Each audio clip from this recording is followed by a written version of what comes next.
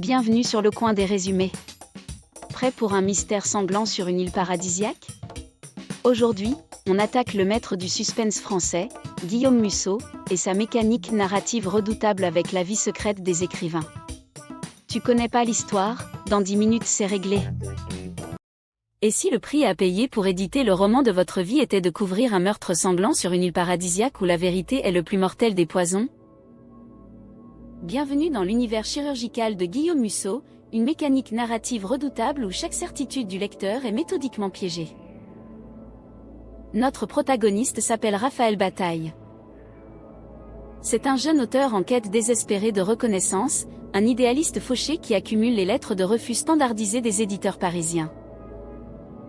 Pour payer ses factures et tenter de débloquer un syndrome de la page blanche qui l'étouffe, il quitte tout pour s'installer sur l'île de Beaumont, un joyau sauvage, aride et jalousement protégé de la mer Méditerranée.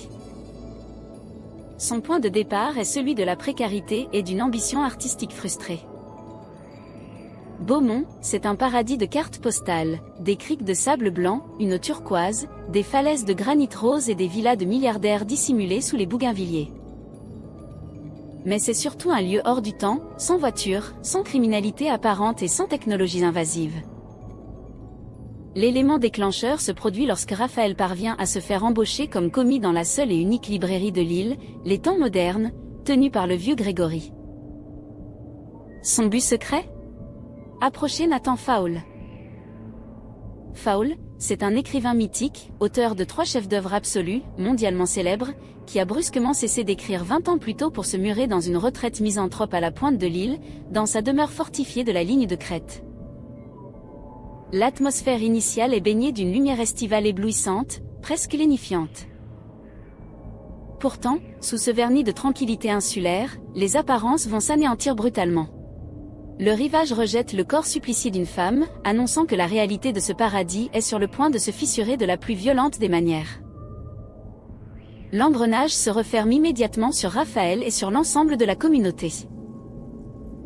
Pour empêcher la panique et sous prétexte d'un mystérieux virus hautement contagieux, les autorités décrètent un blocus sanitaire total. L'île est bouclée, les liaisons maritimes coupées, enfermant les habitants dans un huis clos étouffant. Le cadavre retrouvé sur la plage de la Pointe d'Arcos n'a rien d'ordinaire. Apolline Chapuis, une jeune femme d'origine suisse, a été horriblement mutilée, torturée et littéralement crucifiée sur un eucalyptus centenaire, ses organes internes ayant été prélevés avec une précision quasi rituelle. Raphaël, guidé par son instinct de romancier, refuse de rester passif. C'est alors qu'il croise Mathilde Monet, une jeune journaliste d'investigation suisse, audacieuse et magnétique, qui prétend enquêter sur le mystère de la disparition de Nathan Faul de la scène publique. Mathilde possède un indice matériel crucial, un vieil appareil photo Leica noir trouvé dans les effets personnels d'Apolline. À l'intérieur, des clichés cryptiques pris sur l'île 20 ans plus tôt, montrant des fragments de paysages et des visages oubliés. Ensemble, Raphaël et Mathilde décident de forcer les défenses de Faul. L'écrivain ermite les reçoit à coups de fusil de chasse, entouré de ses chiens molosses, dans son salon sombre encombré de milliers de livres poussiéreux, de disques de jazz et de bouteilles de scotch entamées. Mais la manipulation psychologique est partout. Raphaël, fin observateur, remarque un détail troublant lors de leur première confrontation. Nathan Faul, malgré sa rudesse affectée et son cynisme, jette des regards obsessionnels et paniqués à une vieille montre à gousset en argent posée sur son bureau en acajou. Une montre dont les aiguilles sont éternellement arrêtées à 3h50. Le piège se referme sur le jeune auteur. Plus Raphaël progresse dans l'intimité toxique et fascinante de Faul, qui commence étrangement à le prendre sous son aile, plus il réalise que Mathilde lui ment sur ses véritables motivations. En fouillant discrètement les archives de la librairie, Raphaël découvre une correspondance cryptée datant de 2 décennies. Les alliances secrètes se nouent et se tordent sous la chaleur lourde de l'été. Faul commence à dicter à Raphaël les chapitres d'un mystérieux manuscrit inédit, une histoire de meurtre et de culpabilité qui ressemble étrangement à une confession déguisée. En parallèle, Mathilde utilise ses charmes et ses compétences pour corrompre le maire de l'île et s'introduire dans les sous-sols de la mairie afin d'y voler des registres de propriété confidentiels datant précisément de l'année où Faul a proclamé son grand retrait du monde. Si vous ne voulez pas connaître les révélations fracassantes qui bouleversent totalement la mythologie du récit et révèlent la face cachée des personnages, c'est le moment précis de couper la vidéo ou de sauter au chapitre suivant. Car le point de bascule fait voler en éclats toutes les fausses pistes que Guillaume Musso avait méticuleusement laissées pour manipuler notre esprit de lecteur. Lors d'une confrontation nocturne d'une tension insoutenable dans le bureau de l'écrivain, alors que l'orage gronde sur Beaumont, Mathilde sort de l'ombre, pointe une arme sur Faul et révèle sa véritable identité. Elle n'est pas une simple journaliste.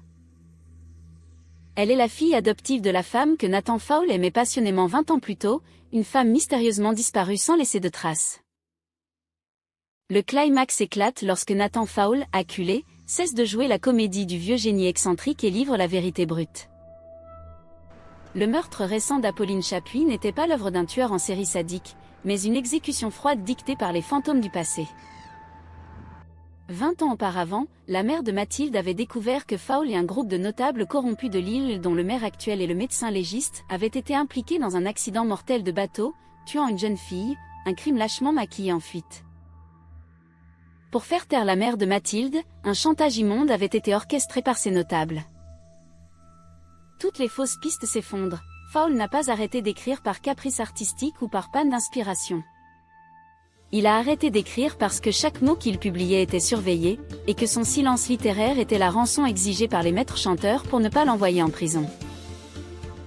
Apolline Chapuis avait retrouvé les négatifs cachés dans le Laïka noir, avait tenté de faire chanter les notables à son tour, signant ainsi son arrêt de mort immédiat. La chute et la résolution de cette crise majeure se jouent au cœur des falaises escarpées de la pointe de l'île, sous une tempête d'une violence inouïe. Raphaël se retrouve pris entre deux feux, déchiré par un dilemme moral insoutenable. Doit-il protéger Nathan Faul, son idole littéraire qui s'avère être un homme lâche et brisé, ou aider Mathilde à accomplir sa vengeance? La confrontation finale est d'une intensité dramatique absolue. Le véritable assassin d'Apolline, le médecin légiste de l'île, qui cherchait à protéger sa réputation et sa fortune, surgit de la pénombre pour éliminer les derniers témoins. La justice divine, morale et légale s'applique alors de manière ironique et sanglante. Dans un affrontement physique désespéré sur la roche glissante, le médecin tente de poignarder Faul. Raphaël intervient, utilisant le dictaphone métallique qu'il utilisait pour enregistrer les séances d'écriture pour parer le coup. Dans la cohue, sous les éclairs de la foudre, le médecin légiste perd l'équilibre sur le bord de la falaise et fait une chute mortelle de 50 mètres dans les eaux déchaînées de la Méditerranée. Nathan Faul, blessé mais vivant, refuse de fuir à nouveau. Dans un ultime élan de dignité, il remet à Raphaël la montre à gousset en argent. Elle ne contenait pas de mécanisme d'horlogerie, mais une microcarte contenant toutes les preuves numériques accumulées pendant 20 ans contre le réseau de corruption de l'île. Le dénouement est total, le secret de Beaumont est exposé, et le clan des notables est définitivement démantelé par la gendarmerie nationale. L'épilogue nous transporte quelques mois plus tard, alors que l'automne s'installe sur l'île de Beaumont qui retrouve enfin une paix authentique, lavée de ses péchés originels. Les dernières pages nous montrent Raphaël Bataille de retour dans son petit appartement parisien. Le jeune auteur timide et naïf du premier jour a totalement disparu. Sur sa table de travail repose le manuscrit achevé de son premier roman, intitulé précisément « La vie secrète des écrivains », qui s'apprête à devenir le plus grand best-seller de l'année. Sa transformation psychologique est totale, son visage arbore un sourire sombre, marqué par la perte définitive de son innocence. Il a compris la leçon majeure de son aventure. Pour accoucher d'une œuvre littéraire puissante, il faut parfois accepter de regarder les monstres de la réalité droit dans les yeux.